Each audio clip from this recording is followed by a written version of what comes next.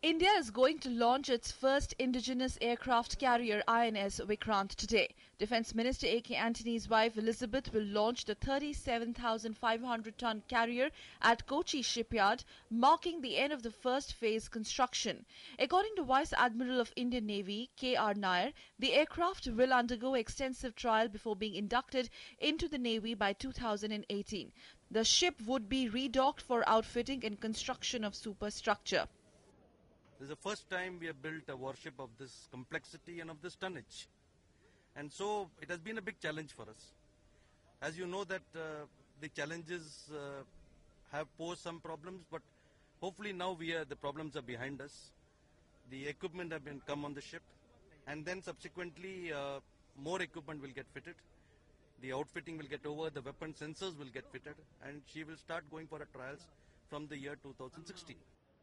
As of now, only the US, UK, Russia and France are capable of designing and building such warships. Commodore K. Subramaniam, Chairman and Managing Director of Cochin Shipyard, said that this aircraft will be the crowning glory of Indian Navy's indigenization program.